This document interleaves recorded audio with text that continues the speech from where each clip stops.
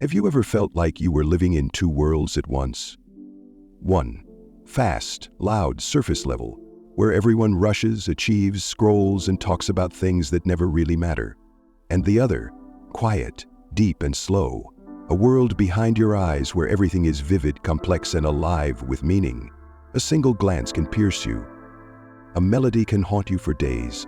A moment of silence can feel more truthful than 1,000 words. But here's the paradox. While the outer world praises logic, speed, and productivity, it often overlooks those who carry an inner ocean, those whose gifts are invisible because they're silent.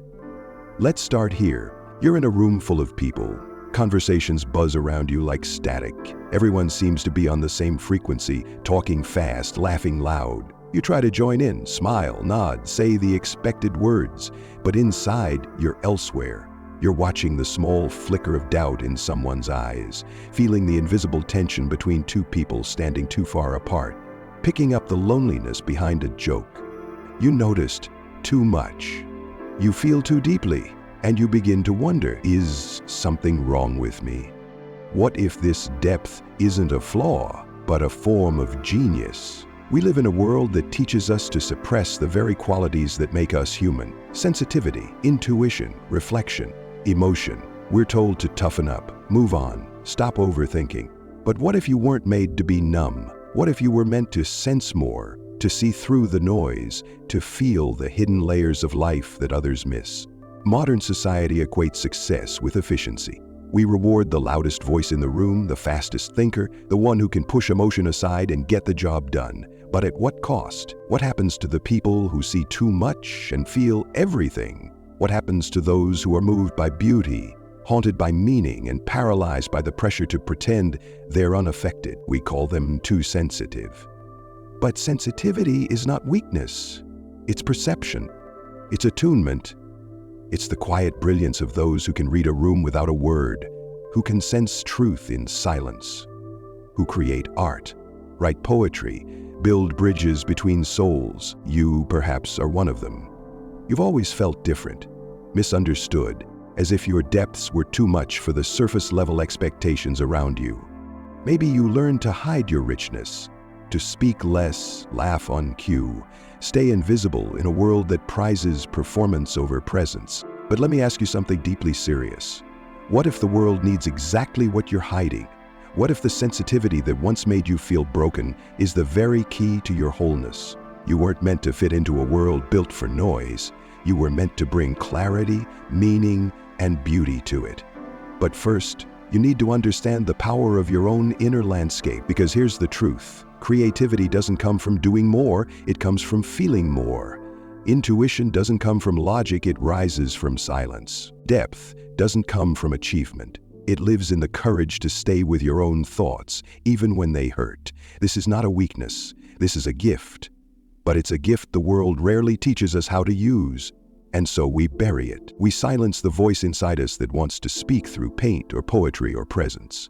We second-guess our insights, drown our emotions in distractions, shrink ourselves to avoid standing out.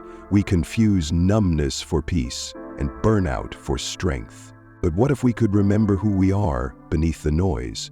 What if we could reclaim that inner richness, not as a liability, but as our deepest truth? What if the very traits you've been taught to doubt are your secret superpowers? Stay with me, because in the next section, we'll uncover why this depth is so often misunderstood, and how culture, psychology, and the architecture of the modern mind conspire to suppress the very qualities that make life meaningful. But for now, ask yourself, am I truly too much, or is the world simply too shallow? To understand why inner richness is often dismissed, we have to look deeper. Beneath modern culture, into the architecture of the psyche, and back through the corridors of philosophical history. Because this isn't just about personality, it's about a society that has forgotten how to feel. Let's start with a basic truth. The world is not designed for depth. It's built for speed, productivity, and surface appearances. We live in systems that favor results over reflection, reaction over intuition, and appearance over essence. In this world, depth is an inconvenience. It slows things down, and so, slowly but surely, we are taught to suppress it. Carl Jung called it the modern man's neurosis, the widening gap between the inner and outer world. As we become more externally successful, we grow inwardly empty. We accumulate wealth, but lose meaning. We connect through screens, but forget how to listen. We entertain ourselves to death, yet can't sit still with our own minds. But why? From a psychological perspective, it starts early.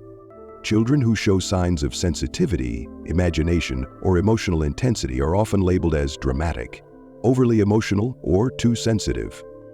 Instead of being guided, they are corrected. Instead of being seen, they are managed. And so a dangerous lesson is learned. What you feel is wrong. What you know in your gut can't be trusted. This leads to the development of what Jung called the persona, the mask we wear to be accepted by society. But the deeper our true self, our inner richness, gets buried beneath this mask, the more tension we feel. Depression, anxiety, a sense of being fundamentally out of sync with life. Nietzsche saw this too. He wrote that most people live as sleepwalkers, following borrowed values, never questioning their origins. He who has a why to live can bear almost any how, he said. But what happens when you never discover your why? When the noise of the world drowns out your own inner voice? This is the hidden cost of our times. We are conditioned to believe that logic is superior to intuition, that data is more valuable than imagination, that sensitivity must be numbed because the world is tough. But this conditioning doesn't come from truth. It comes from fear. Society fears what it cannot control. And the inner world, rich, fluid, symbolic, cannot be measured or monetized. So it's ignored. Think of our education systems. How often are children taught to trust their emotional insights, their dreams, their creative impulses? Rarely. Instead, they are streamlined into efficiency, standardized, simplified, conditioned to think in straight lines when their minds long to move in spirals. And this doesn't stop at childhood. In adulthood, we're rewarded for hustle and punished for rest. We're told that busyness equals value, that if you're not constantly producing, you're falling behind. But what if the most meaningful things we ever create come not from effort, but from stillness? Arthur Schopenhauer once wrote that talent hits a target no one else can hit. Genius hits a target no one else can see. Sensitive people, or simply deep individuals, often see what others miss. Patterns in chaos, meaning in pain, possibility in silence. But if the world tells them that what they see isn't real or isn't useful, they begin to doubt their gift. They begin to self-abandon, so they bury their creativity beneath practicality, their intuition beneath second-guessing, their emotional intelligence beneath the need to appear normal. They become strangers to themselves, expertly playing roles, but feeling hollow inside. And slowly, without even realizing it, they begin to disappear. Not physically, but existentially. They are there but not fully alive. This is how inner richness dies, not in fire, but in silence, through years of quiet self-denial. But here's the deeper twist. The very society that devalues depth also desperately craves it. Why do we worship artists, poets, musicians, and visionaries? Because they remind us of what we've lost. They speak a language we forgot we knew. They feel what we're too afraid to feel. As Gabor Mate says, the difference between passion and pathology is often context. What is considered too sensitive in one setting may be seen as wisdom in another. A child who is scolded for daydreaming might one day become a visionary. A person who feels overwhelmed by emotions might one day become a healer. But only if they survive the pressure to conform, because that pressure is real and it crushes thousands of brilliant souls every day. So ask yourself this: how many of your gifts have been buried beneath fear of rejection? How many times have you silenced your intuition to fit in? How often have you chosen numbness just to feel safe? You were born with depth for a reason, not to suffer under it, but to bring something to the world that only you can. But before that can happen, you must first reclaim what the world asked you to hide. In the next section, we'll explore what happens when we don't. When we continue to ignore our inner richness, you'll see how this quiet self-abandonment leads not just to personal burnout, but to a collective emotional starvation. But know this: the cost of suppressing depth is not just personal, it's universal. Because when people forget how to feel, they forget how to be human. What if the very thing that makes life feel so empty is the absence of silence? Not the silence outside, but the inner silence. We live in a world flooded with noise, notifications, conversations, content, tasks. And in this endless static, a quiet truth gets buried. Most people are so overstimulated that they've forgotten how to listen to themselves. It's not that they lack intelligence. It's not that they're shallow. It's that they've never been taught to sit still with their own mind, to feel the quiet blooming of a new idea, to notice the subtle rise of intuition, to trust the internal rhythm that whispers, "This matters." This is the hidden problem of modern life. And it's not just about external distraction. It's about internal collapse. From a psychological perspective, the mind seeks homeostasis. When overstimulated, it shuts down the deeper layers, like a system overload. The creative self, the intuitive voice, the depth of feeling, they all retreat, not because they don't exist, but because they are fragile in noise. Delicate instruments require silence to be heard. Carl Jung once wrote, "Your visions will become clear only when you can look into your own heart." Who looks outside dreams, who looks inside awakens, but who still knows how to look inside. Our society rewards surface, performance, efficiency, presentation. Depth is punished as impractical. Intuition is dismissed as irrational. Creativity is tolerated, but only when it serves productivity. We have confused inner richness with indulgence, when in fact, it is the foundation of a whole human life. Here's the philosophical tragedy. We are beings capable of profound inner worlds, yet we are taught to seek meaning only outside of us. In achievements, in relationships, in status. The inner world is relegated to a hobby, a luxury.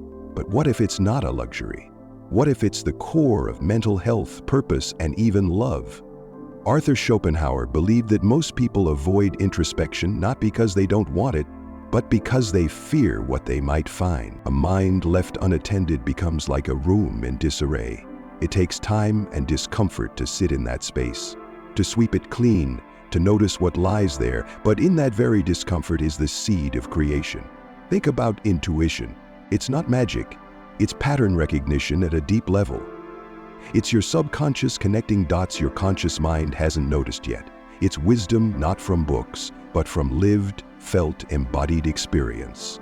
And yet we ask, where's the proof? Is it logical? Will others approve? We don't realize that in filtering everything through external validation, we're turning down the volume on the very voice that could guide us.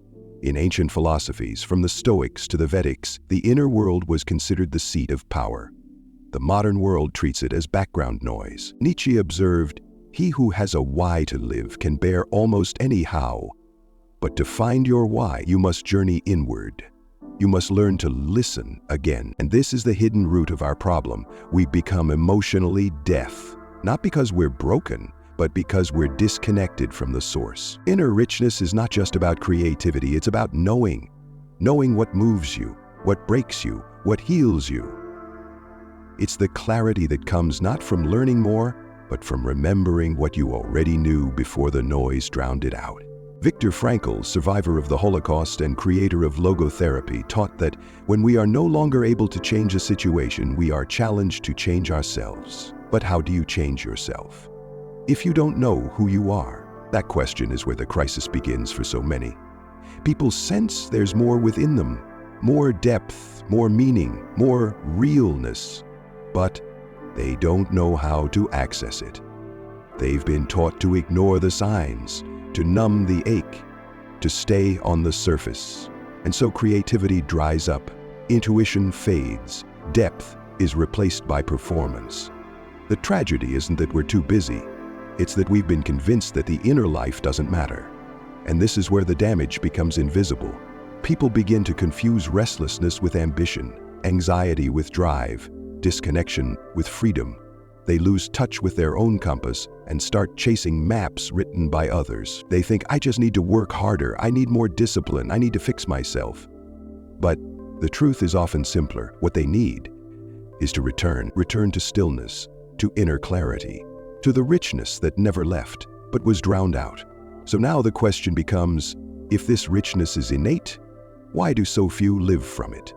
In the next section, we'll explore how this hidden disconnection silently rewires your choices, your identity, and your emotional life. And more importantly, we'll reveal what it costs you, not just in potential, but in truth. Make sure to stay with us. What comes next may change how you see yourself forever. And if you haven't already, subscribe to the channel, because every week we go deeper into what makes us human, whole, and awake. The cost of ignoring your inner richness isn't loud. It doesn't crash in like a storm. It seeps in, quietly, like a leak behind the walls, barely noticed, until the foundation begins to rot. And that's how it begins. You don't lose your creativity overnight. You don't forget your intuition in a single moment. You drift. You adapt. You conform. You survive. And in surviving, you forget how to live. One of the first signs is a vague, persistent numbness. You're not exactly unhappy, but you're not alive either. You laugh when you're supposed to. You work, you scroll, you sleep. But something in you feels missing. That something is your depth. And when we lose access to it, we lose far more than passion or purpose. We lose the compass that tells us who we are. Without that compass, we start to live from the outside in. We become what is expected. We say what is acceptable. We do what is rewarded. But somewhere inside, we know this isn't it. Let's pause here. Have you ever felt a strange sadness after accomplishing something important? You got the job, the promotion, the praise, but it felt strangely hollow. Why? Because achievement without alignment creates emptiness. You met the goal, but not the soul. And that's the paradox of a disconnected life. You may be doing everything right, but still feel completely wrong. Psychologically, this is what Carl Rogers called incongruence, a mismatch between your inner truth and your outer expression. And when that gap becomes too wide, it creates anxiety, depression, even identity crises. You begin to feel like an actor in your own life, performing roles, smiling on cue. Meanwhile, your real self waits backstage, forgotten. This is not just emotional, it's existential, because when your inner voice is silenced for too long, your nervous system adapts. You stop expecting clarity. You stop trusting your gut. You even stop dreaming.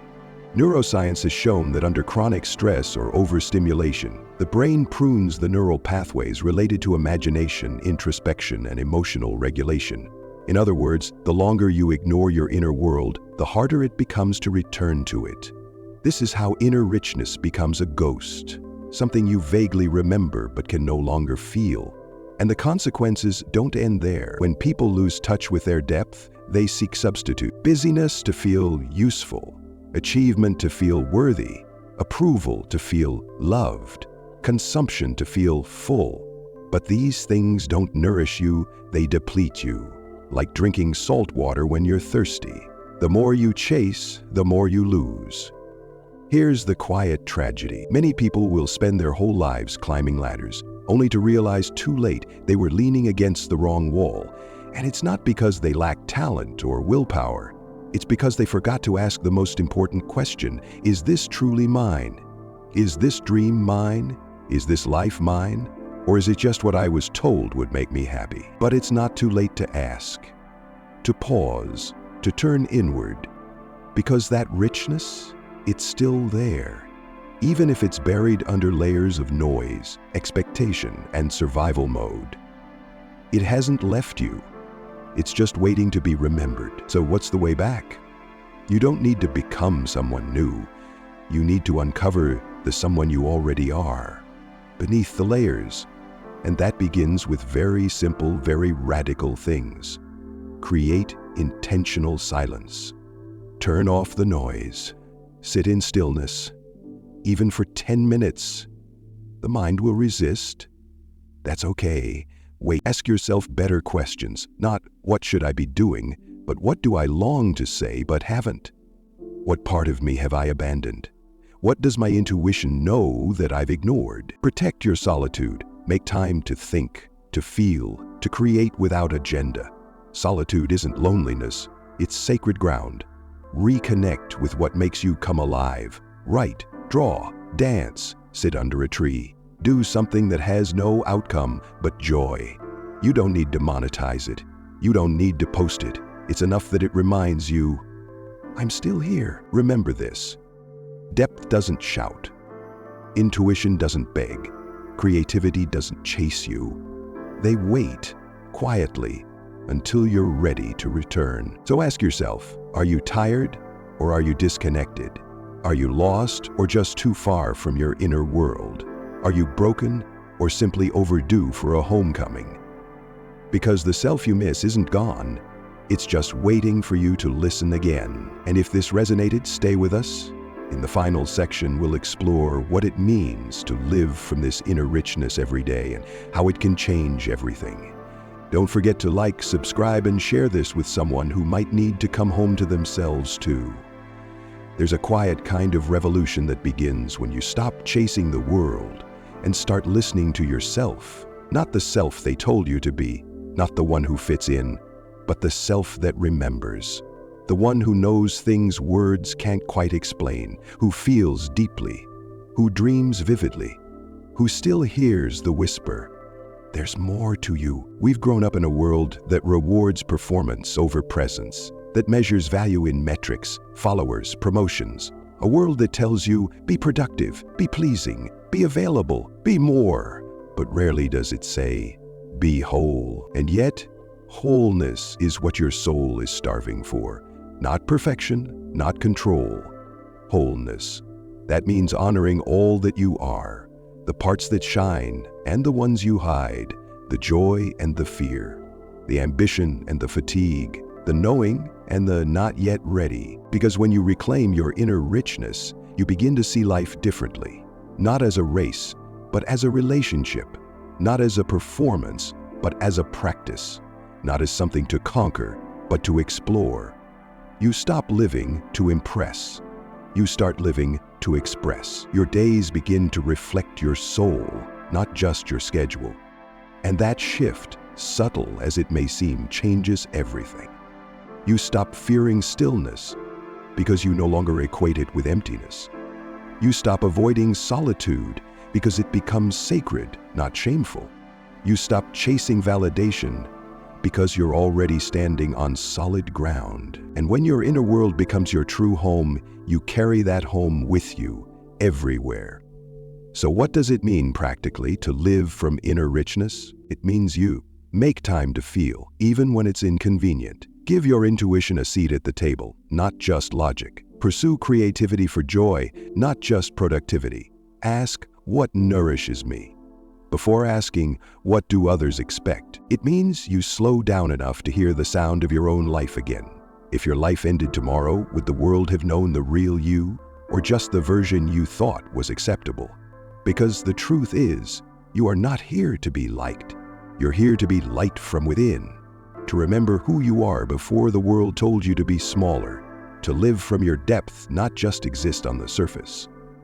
So if you've been too busy, too tired, too distracted, let this be your gentle reminder. Your inner richness is not a luxury, it's a necessity. It's who you were before the world taught you to forget. It's the home you've always had, and it's waiting for you. Return to it. Reclaim it. Let it lead the way. If this spoke to something inside you, don't scroll away. Leave a comment, subscribe to the channel, and share this with someone who needs to come back to themselves too. You are not alone, and the world needs more people who live from their depth.